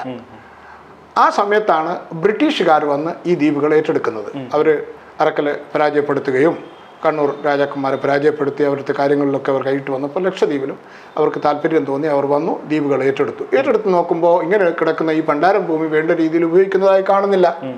ആ സാഹചര്യത്തിലാണ് അവർ തീരുമാനിച്ചു ഇതിനെ പ്ലോട്ടായി മുറിച്ച് കൃഷി ചെയ്യാൻ തയ്യാറുള്ള ദ്വീപുകാർക്ക് തന്നെ തിരിച്ചു കൊടുക്കുക. അങ്ങനെ 1885 മുതൽ 1930 വരെയുള്ള കാലഘട്ടത്തിനിടക്ക് ലക്ഷദ്വീപിലെ എല്ലാ ദ്വീപുകളും ഈ അതായത് ഉണ്ടായിരുന്ന ഈ പ്രത്യേകിച്ച് ലക്ഷദ്വീപ് ഗ്രൂപ്പിലേ ഇതുള്ളൂ, അമിനി ഗ്രൂപ്പിലില്ല. ടിപ്പു സുൽത്താൻ ഭരിച്ചിരുന്ന, അതായത് നേരത്തെ തന്നെ അറക്കലിൽ നിന്നും വേർപെട്ടു പോയ അമിനി ദ്വീപുകൾ അമിനി, കഡ്മം, കിൽത്തൻ, ചെത്തലത്ത്, ബിത്ര ഈ ദ്വീപുകളിലൊന്നും ഭണ്ഡാരം ഭൂമിയില്ല. അവിടെ ഉള്ളത് അതത് കാലത്ത് പണ്ട് അവർ അലോട്ട് ചെയ്ത് കൊടുത്തത് സ്വന്തമാക്കി സ്വന്തം ഭൂമി എന്ന നിലക്കാണ് അത് ഞങ്ങൾ കൈകാര്യം ചെയ്തു വരുന്നത്. എന്നാൽ ഈ ഭാഗത്ത് ഇങ്ങനെ ഉണ്ടായിരുന്ന ഈ ഭൂമി ബ്രിട്ടീഷുകാർ അതിനൊരു ഇത് നിശ്ചയിച്ചു, പാട്ടം നിശ്ചയിച്ചു. ഭൂമി അതിൽ തെങ്ങുകളൊക്കെ കായ്ക്കാൻ തുടങ്ങുമ്പോൾ 12 കൊല്ലം കഴിഞ്ഞാൽ ഒരു തെങ്ങിന് 2 അണ എന്ന നിലക്ക് ഇതടക്കാൻ വേണ്ടി തീരുമാനിച്ചു. അതിന് 40 കൊല്ലം 30 കൊല്ലം ഈ ഒക്കെ രീതിയിലാണ് പല ദ്വീപിലും. ചില സ്ഥലത്ത് 40 കൊല്ലത്തേക്ക് കൊടുത്തിട്ടുണ്ട്, ചില സ്ഥലത്ത് 30 കൊല്ലത്തേക്ക് അലോട്ട് ചെയ്തിട്ടുണ്ട്. ആ അലോട്ട്മെൻറ്റ് കരാറിൽ കൃത്യമായിട്ട് മലബാർ കളക്ടർ പറയുന്നത് നിങ്ങളും കുട്ടികളും ഇവിടെ വീട് വെച്ച് താമസിക്കുക, കൃഷി ചെയ്യുക, അതിൽ നിന്നുള്ള വരുമാനം എടുക്കുക, അങ്ങനെ നിങ്ങൾ ജീവിച്ചോളൂ. പക്ഷെ അതിലൊന്നും മയ്യത്ത് കുഴിച്ചിടരുത്, പള്ളികൾ ഉണ്ടാക്കരുത്. ഇങ്ങനെ ചില നിബന്ധനകൾ, അതുപോലെ തന്നെ മുൾച്ചെടികളൊന്നും വളരാൻ അനുവദിക്കരുത് എന്നൊക്കെ പറഞ്ഞ് ചില കണ്ടീഷൻ വെച്ചിട്ട്.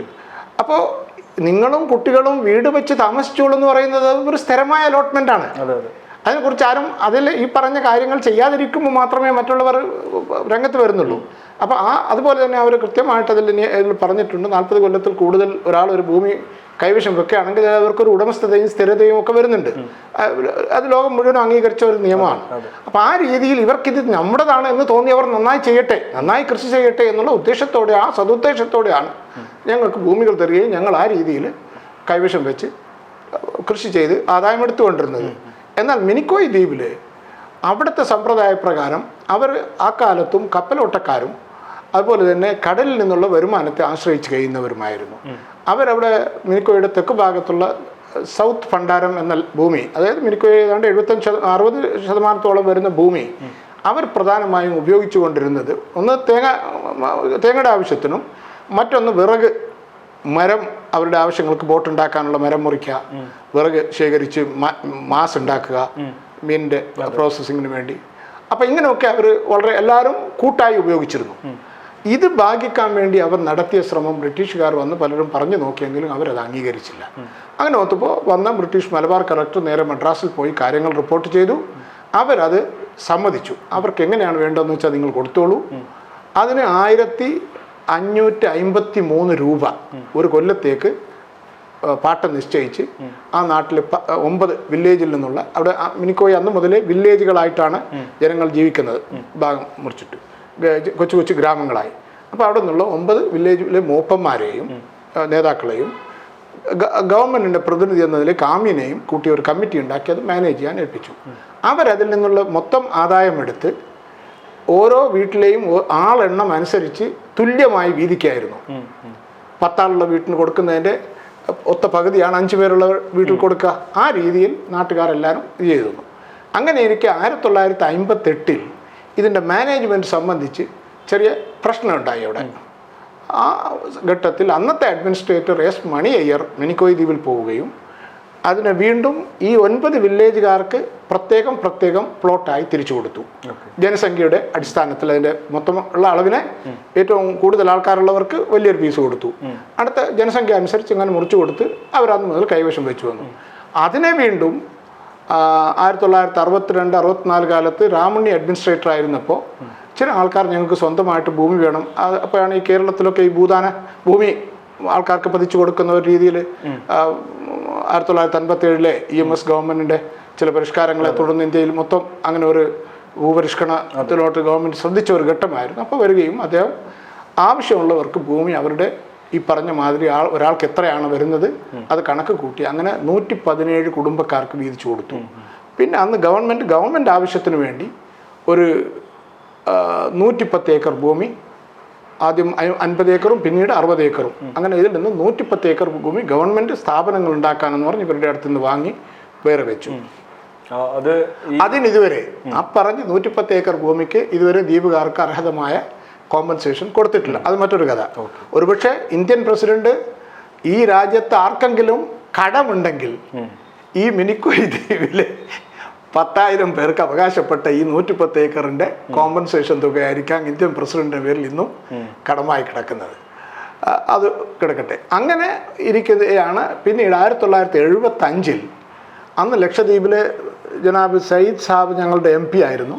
അപ്പോൾ അദ്ദേഹത്തിന് എതിരായി ചെറുപ്പക്കാരൊക്കെ സംഘടിച്ചു കൊണ്ടുവന്ന ഡോക്ടർ മുഹമ്മദ് കോയ എന്നൊരു വ്യക്തിത്വം രാഷ്ട്രീയത്തിൽ വരികയും അദ്ദേഹം മിനിക്കോയിൽ ചെറുപ്പക്കാരും കൂടി അദ്ദേഹത്തിൻ്റെ നേതൃത്വത്തിൽ ഈ പ്രശ്നം, അതായത് അവർക്ക് ഭൂമി എല്ലാവർക്കും ഭാഗിച്ചു തരാൻ വേണ്ടി അവർ ആവശ്യപ്പെട്ടു, ഓരോരുത്തരുടെയും വാരി. അങ്ങനെ ഇന്ത്യൻ പ്രധാനമന്ത്രിയായിരുന്നു മൊറാർജി ദേശായിയോട് അദ്ദേഹം ചെന്ന് പറഞ്ഞപ്പോൾ മൊറാർജി ദേശായി സമ്മതിക്കുകയും 80-ൽ കൂടുതൽ അന്ന് മൊറാർജിക്ക് വയസ്സുണ്ട്.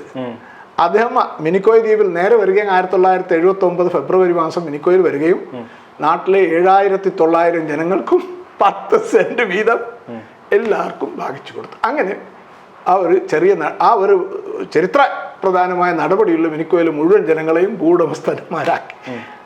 അതാണ് മിനിക്കോയിൽ. അങ്ങനെ അതാണ് മിനിക്കോയിലെ പണ്ടാരം ഭൂമി. ആ രീതിയിൽ ഇന്ത്യൻ പ്രസിഡന്റ് വന്ന് കൈ കൊടുത്തതാണ് ഈ പണ്ടാരം ഭൂമി.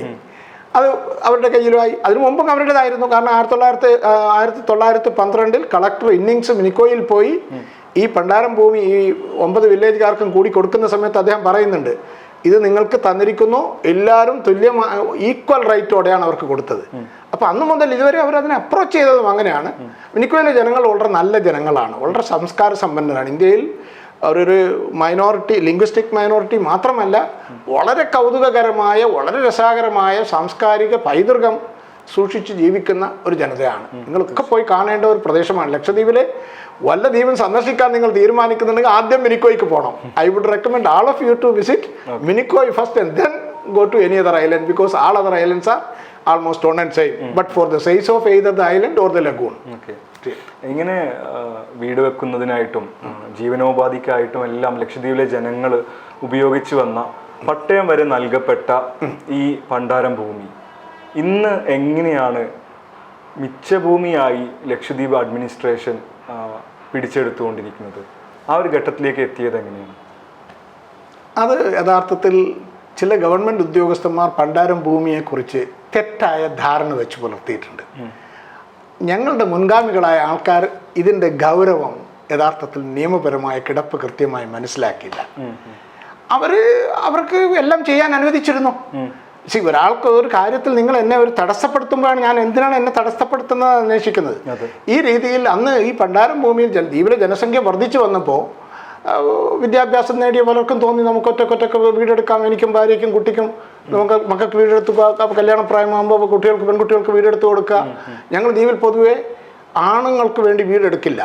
ഞങ്ങളൊക്കെ കല്യാണം കഴിച്ചാൽ ഭാര്യ വീട്ടിലാണ് പോയി താമസിക്കുന്നത്. ഞങ്ങളുടെ വീട്ടിൽ വരുമെങ്കിലും ഞങ്ങളുടെ അവരുമായിട്ട് എല്ലാ ബന്ധവും പെങ്ങളും കുട്ടികളുമായിട്ട് ഒരു കാരണവരെ പോലെ ഞാൻ ബന്ധപ്പെടുമെങ്കിലും ഞാൻ താമസിക്കുക ഭാര്യ വീട്ടിലാണ്.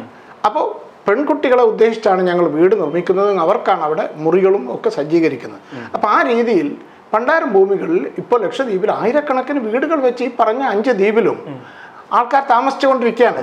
അങ്ങനെ താമസിക്കുന്നതിനൊന്നും ഒരു ഘട്ടത്തിലും ഒരു ഭരണാധികാരിയും അതിനോട് വിയോജിപ്പ് പ്രകടിപ്പിക്കുകയോ അതിൽ നിയമ തടസ്സം ഉന്നയിക്കുകയോ ചെയ്തിട്ടില്ല. കാരണം ഒരു പക്ഷേ അവർ അതിൻ്റെ ആ അത്യാവശ്യവും അത് നിവൃത്തിയിൽ അത് ചെയ്യാതെ, കാരണം 1902 സെൻസസ് അനുസരിച്ച് കണക്കനുസരിച്ച് മൊത്തം ലക്ഷദ്വീപിലെ ജനസംഖ്യ 13,000 ആയിരുന്നെങ്കിൽ ഇന്ന് കവർത്തി എന്ന് പറഞ്ഞ ഞങ്ങളുടെ തലസ്ഥാനത്ത് മാത്രം 13,000 ആളുണ്ട്. ആന്ധ്രോത്ത് 13,000 ആളുണ്ട്. മിനിക്കോയിൽ 12,000 ആളുണ്ട്. അമേനിയയിൽ 9,000 ആളുണ്ട്. അപ്പം ആ രീതിയിൽ ഇന്ന് മൊത്തം ലക്ഷദ്വീപിലെ ജനസംഖ്യ 64,000 കഴിഞ്ഞ സെൻസസ് അനുസരിച്ച്. ഒരുപക്ഷെ ഇപ്പോൾ സെൻസസ് എടുത്താൽ ലക്ഷദ്വീപിൽ ഏതാണ്ട് 75,000-ഓളം എത്തി നിൽക്കുന്ന രീതിയിലാണ് ജനസംഖ്യ കിടക്കുന്നത്. അപ്പോൾ ആ സ്ഥലത്താലാണ് ഈ പറഞ്ഞ പണ്ടാരം ഭൂമിയിൽ ഞങ്ങളുടെ എല്ലാ സ്വാതന്ത്ര്യത്തോടും കൂടി എല്ലാ നിലക്കും ഉപയോഗിച്ചു കൊണ്ടിരുന്ന സ്ഥലം ഇപ്പോൾ ഗവൺമെൻറ് വന്നിട്ട് ഇപ്പോൾ ചെയ്തത് എന്താണ്? ഗവൺമെൻറ്റിന് വികസന പ്രവർത്തനങ്ങൾക്ക് സ്ഥലം വേണം. ഇന്ന് വരെ ഗവൺമെൻറ് ഉദ്ദേശിച്ച ഒരു വികസന പ്രവർത്തനത്തിൽ നിന്ന് ഞങ്ങളായി സ്ഥലം കൊടുക്കാതിരുന്നിട്ടില്ല. അങ്ങനെ ഗവൺമെൻറ്റിന് ഒരു പദ്ധതി നടപ്പിലാക്കാൻ കഴിയാതെ വന്നിട്ടില്ല. ഇത് നഷ്ടപരിഹാരം കിട്ടിയിട്ടില്ലെങ്കിൽ ഇല്ലല്ല, നഷ്ടപരിഹാരം കിട്ടിയെന്ന് വെച്ചോളൂ. അതിനെക്കുറിച്ച് ഇനിയിപ്പോൾ നമ്മൾ കഴിഞ്ഞു പോയ കാര്യങ്ങളെക്കുറിച്ച് ഇത് ചെയ്യേണ്ട, അഭിപ്രായ വ്യത്യാസം പറയണ്ട. ഇപ്പോൾ ഒരു 7 കൊല്ലം മുമ്പ് നീതി ആയോഗ് ലക്ഷദ്വീപിലെയും അന്തമാനിലെയും 5 ദ്വീപുകൾ വീതം ഹോളിസ്റ്റിക് ഡെവലപ്മെൻറ്റ് എന്നുള്ള രീതിയിലൊരു പദ്ധതിയുമായി മുന്നോട്ട് വന്നു. അപ്പോൾ അവിടെ നിന്നും ബന്ധപ്പെട്ട ഉദ്യോഗസ്ഥന്മാർ വന്ന് ലക്ഷദ്വീപിൽ ഈ ഡെവലപ്മെൻറ്റ് പ്രവർത്തിക്കാനും അതിന് പൊസിഷൻ ചെയ്യാനും ലാൻഡ് വേണമല്ലോ. അപ്പോൾ ലക്ഷദ്വീപിൽ എങ്ങനെ അതിനൊക്കെ ലാൻഡ് കിട്ടും, എന്തൊക്കെ പദ്ധതികൾ ഇവിടെ, how is the availability of land, how much is available, what can be done under this proposal എന്നുള്ള രീതിയിൽ അവർ വിഷ്വലൈസ് ചെയ്യുന്നപ്പോൾ കണ്ടത് ഈ പണ്ടാരം ഭൂമികൾ എന്ന് പറഞ്ഞ ഒരു ഭാഗം ഇത് പല സ്ഥലത്തും ജനവാസം ചുരുങ്ങിയ മേഖലയുണ്ട്. ഇപ്പോൾ അൺഇൻഹാബിറ്റഡ് ഐലൻഡ്സിൽ ആൾത്താമസം ഇല്ലാത്ത ദ്വീപുകളും ഉണ്ട്. പക്ഷേ ഈ സ്വത്തുക്കളെല്ലാം ഈ പറഞ്ഞ മാതിരി 100-ലധികം കൊല്ലമായി ഞങ്ങൾ ദ്വീപുകാർ കൈവശം വെക്കുന്ന സ്വത്താണ്. അപ്പോൾ അവിടെ എന്തെങ്കിലും പദ്ധതിയുമായിട്ട് മുന്നോട്ട് പോകുന്നുണ്ടെങ്കിൽ ഞങ്ങളെയും കൂടി പാർട്ട്ണറാക്കി ഞങ്ങൾക്ക് കൂടി ആ വികസനത്തിൻ്റെ ശരിയായ പങ്ക് ഉറപ്പുവരുത്തിക്കൊണ്ട് മുന്നോട്ട് പോകണം എന്ന് തന്നെയാണ് നീതി ആയോഗ് ഉദ്ദേശിച്ചത്. അങ്ങനെ അവർ ചെന്ന് കേന്ദ്ര ഗവൺമെൻറ്റിൽ റിപ്പോർട്ട് ചെയ്തു. ഇവർക്ക് നിയമപ്രകാരം 1965 ലക്ഷദ്വീപിലെ ഭൂനിയമം സംബന്ധിച്ച് ഒരു റെഗുലേഷൻ ഉണ്ടാക്കുന്നത്. ആ റെഗുലേഷനിലെ 83-ാം വകുപ്പിൽ പറയുന്നത് തന്നെ ആരെല്ലാം ഈ റെഗുലേഷൻ നിലവിൽ വരുന്നതിന് മുമ്പ് പണ്ടാരം ഭൂമി കൈവശം വെച്ചിട്ടുണ്ട്, ആർക്കെല്ലാം മലബാർ കളക്ടർ ഒരു കൗളിൻ്റെ അടിസ്ഥാനത്തിൽ ലാൻഡ് അലോട്ട് ചെയ്ത് കൊടുത്തിട്ടുണ്ട്. അവർ കൗൾദാർ എന്ന നിലയ്ക്ക് അവരെ ഒക്കെ ഭൂ ഉടമസ്ഥന്മാരായി അംഗീകരിക്കുകയും അവർക്കൊക്കെ ഒക്യുപ്പൻസി റൈറ്റ് കൊടുക്കുകയും ചെയ്യണം എന്നാണ് അഡ്മിനിസ്ട്രേറ്റർക്കുള്ള നിർദ്ദേശം. ആ നിർദ്ദേശം നാളിതുവരെ പാലിക്കാതിരുന്നത് ഒരുപക്ഷെ അവർ സർവേ ഓപ്പറേഷൻ പൂർത്തിയാകാൻ വേണ്ടി കാത്തിരുന്നതാകാം. എന്നാൽ 1959 ലക്ഷദ്വീപിലെ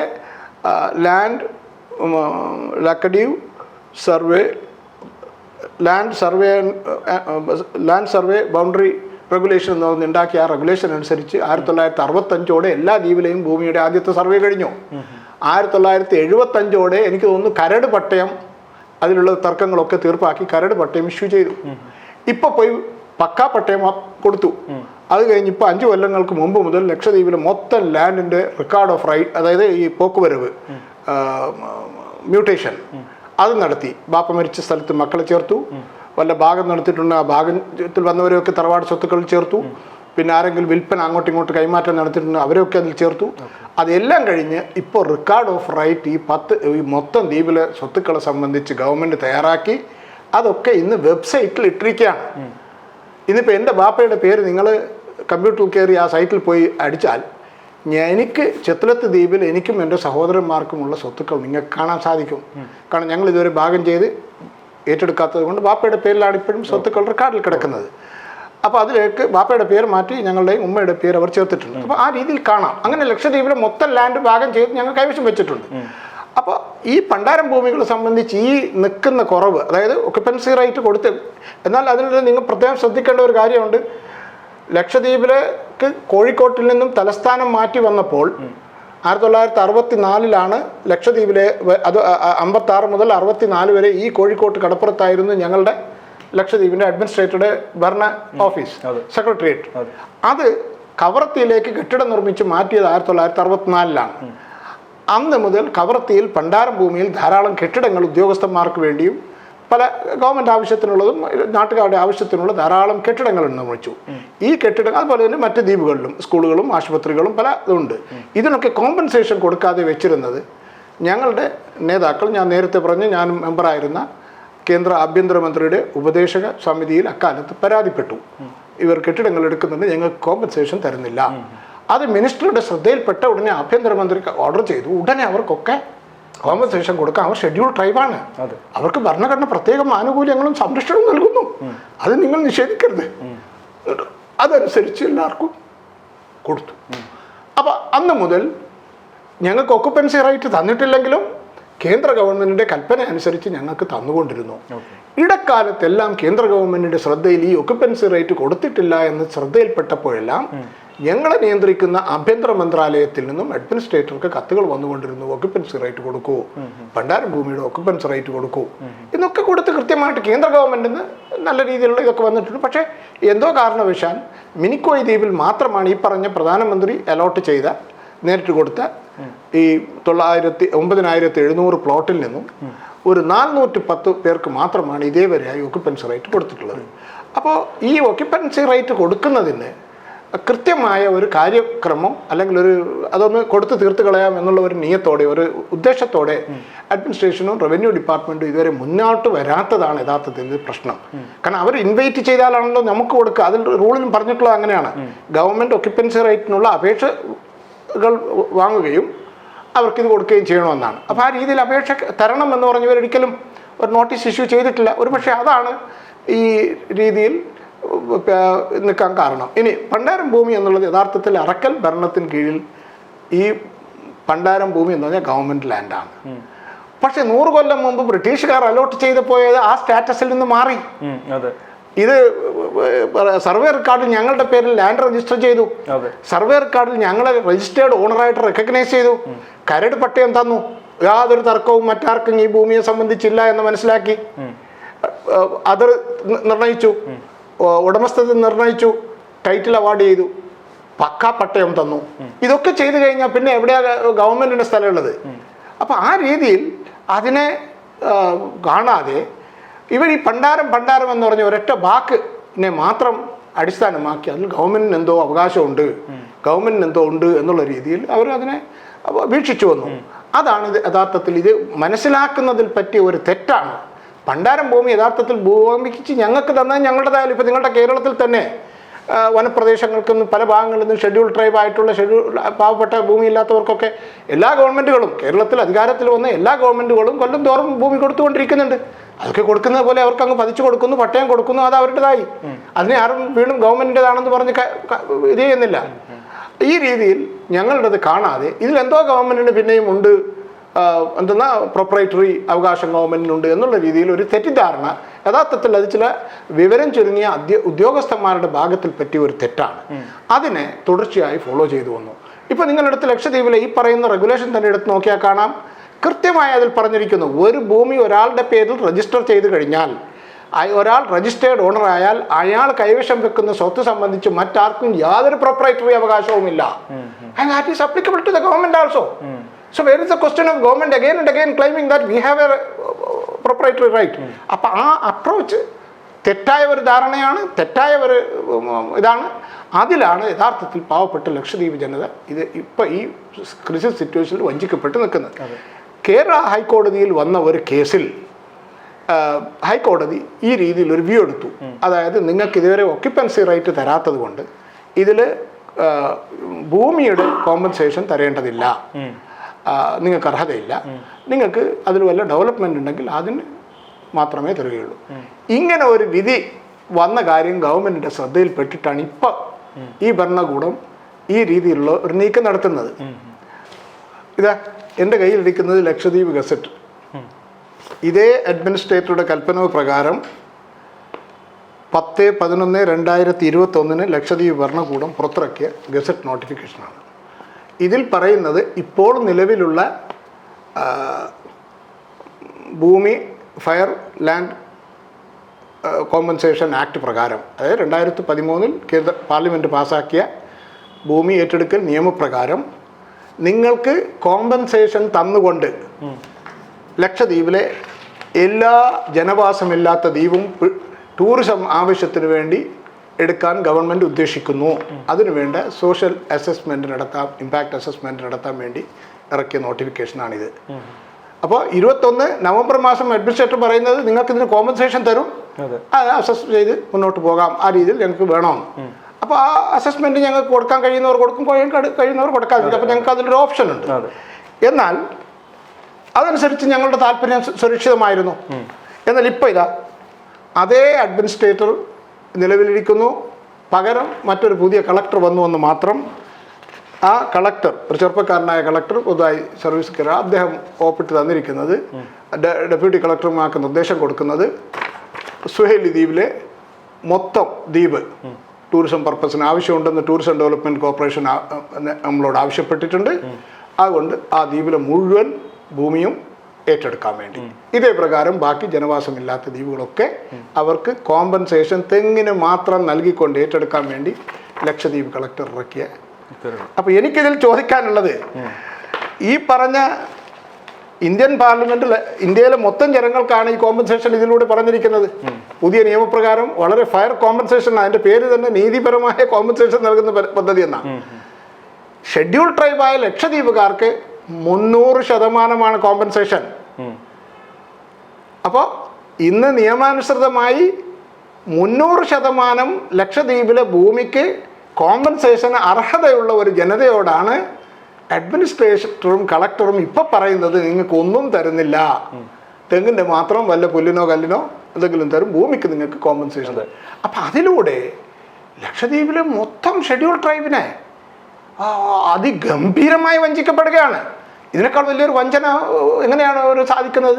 അല്ല, ഞങ്ങളിപ്പോൾ ഭയപ്പ് എന്താണെന്ന് വെച്ചാൽ, ഗവൺമെൻറ്റിനെ കുറിച്ച് നമുക്കുള്ള ഒരു ധാരണ ജനങ്ങളുടെ നന്മയ്ക്ക് വേണ്ടി വർക്ക് ചെയ്യുന്നുണ്ടെന്നുള്ളതാണ്. നന്മ മാത്രമാണ് അവരുടെ ഹൃദയത്തിലെന്നാണ്. എന്നാൽ ഇത്തരത്തിൽ ഞങ്ങളുടെ ഭൂമികൾ മുഴുവൻ ഗവൺമെൻറ് ഏറ്റെടുത്ത് കൈവശപ്പെടുത്തി ടൂറിസം ഡെവലപ്പ് ചെയ്യേണ്ട കാര്യമില്ല.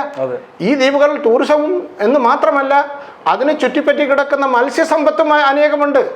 അതൊക്കെ എടുക്കണമെങ്കിൽ ഇതിപ്പോൾ ഉള്ള പോലെ നിലനിർത്തി തന്നെ അതിൽ ടൂറിസം, ഇപ്പോൾ ബംഗാരം ദ്വീപിൽ കഴിഞ്ഞ 50 കൊല്ലത്തോളമായി ടൂറിസം നടക്കുന്നു. അവർ ആദ്യം അന്താരാഷ്ട്ര ടൂറിസം, ഇന്റർനാഷണൽ ടൂറിസം നടത്തി. വിദേശത്തു നിന്നുള്ള കപ്പലുകൾ വന്നു, താമസിച്ചു പോയി, അവർക്കൊക്കെ ഇഷ്ടപ്പെട്ടു. പിന്നീട് കൊച്ചിയിലെ കാസിനോ ഗ്രൂപ്പിന് കൊടുത്തു, അവർ 22 കൊല്ലത്തോളം അവിടെ ടൂറിസം നടത്തി. അവർക്ക് കഴിയുന്ന പോലെ അവർ ചില കാര്യങ്ങൾ ചെയ്തു പോയി. ഇപ്പോഴും ലക്ഷദ്വീപ് അഡ്മിനിസ്ട്രേഷനിലെ ഈ സ്പോർട്സ് എന്ന് പറഞ്ഞ ടൂറിസം നടത്തുന്ന സ്ഥാപനം അവിടെ നടത്തിക്കൊണ്ടിരിക്കുന്നു. അതിലൊന്നും ഞങ്ങളാരും എതിർ നിന്നിട്ടില്ല.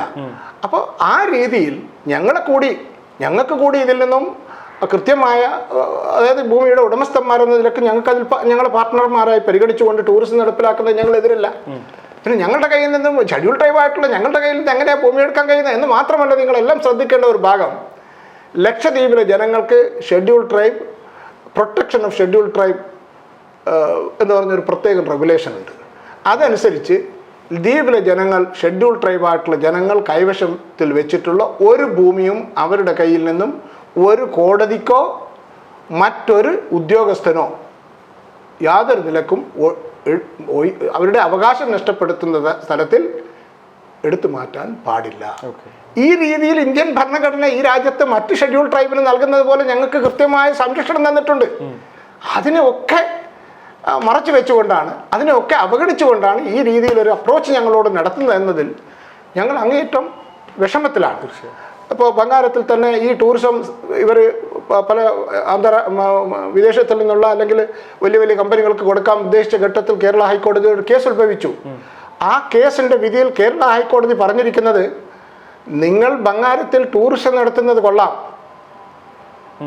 ഇതിപ്പോൾ വന്ന് വൻകിട കമ്പനികളുടെ അവർ തമ്മിൽ പിടികൂടുന്നതിനുള്ള ഒരു സ്ഥിതി ഉണ്ടാക്കിയതല്ലാതെ ഇതുവരെ അവിടെ നടത്തിയ പദ്ധതിയിൽ നിന്നും ഭരണഘടന ഈ ജനതയ്ക്ക് നൽകുന്ന ഗ്യാരണ്ടി പ്രകാരം യാതൊരു ഗുണവും ലഭിച്ചിട്ടില്ല. അങ്ങനെ അവരുടെ കണ്ണുനീർ രക്തമായി ഒഴുകിക്കൊണ്ടിരിക്കുകയാണ്. ഇത് കേരള ഹൈക്കോടതിയുടെ ഫൈൻഡിംഗ് ആണ്. അതിനുശേഷമാണ് സുപ്രീം കോടതിയിൽ കേസെത്തുകയും സുപ്രീം കോടതി ലക്ഷദ്വീപിലെ ടൂറിസം വികസനത്തിന് കൃത്യമായ ഒരു പോളിസി പ്രത്യേകം കമ്മിറ്റിയെ നിയമിച്ച് ഉണ്ടാക്കി കൊണ്ടുവരികയും അങ്ങനെ ഞങ്ങൾക്ക് 2600 ബെഡ് ലക്ഷദ്വീപിലെ ലോക്കൽ എൻ്റർപ്രനേഴ്സിന് സുപ്രീം കോടതി അനുവദിച്ചിട്ടുണ്ട്. അത് നടപ്പിലാക്കാൻ ഞങ്ങൾക്ക് സ്ഥലം വേണം, അത് നടപ്പിലാക്കാൻ ഞങ്ങളെ അനുവദിക്കണം. ഇനി ഈ പറയുന്ന ജനവാസമില്ലാത്ത ദ്വീപുകളിൽ ഞങ്ങളെ പാർട്ട്ണർമാരാക്കിക്കൊണ്ട് ഞങ്ങളും ഭൂവുടമസ്ഥന്മാരെന്ന നിലക്ക് ഞങ്ങളുടെ സ്ഥലത്ത് വരുന്ന ഒരു വികസനത്തിൽ ഞങ്ങൾക്ക് റീസണബിൾ പാർട്ട്ണർഷിപ്പ് തന്നുകൊണ്ട് നമുക്ക് മുന്നോട്ട് പോകാം. അത് ഞങ്ങൾക്ക് എതിർപ്പില്ല. പിന്നെ ഞങ്ങളുടെ കയ്യിൽ നിന്ന് മൊത്തത്തിൽ അങ്ങനെ പിടിച്ചെടുത്ത് എന്തെങ്കിലും ചെയ്യുന്നത് അത് ഞങ്ങൾക്ക് ഒരിക്കലും ഉൾക്കൊള്ളാനോ അതിന് കൂട്ടുനിൽക്കാനോ കഴിയില്ല. അതിനെതിരെ ഞങ്ങൾ കൃത്യമായ നിയമ നടപടിയായിട്ട് മുന്നോട്ട് പോകേണ്ടതുണ്ട്. ഇപ്പം തന്നെ പോയിക്കൊണ്ടിരിക്കുന്നുണ്ട്. കളക്ടർ ദ്വീപുകൾ പിടിച്ചെടുക്കാൻ വേണ്ടി ഇറക്കിയ മുഴുവൻ ഉത്തരവുകളും ഇതിനകം കേരള ഹൈക്കോടതി സ്റ്റേ ചെയ്തിട്ടുണ്ട്.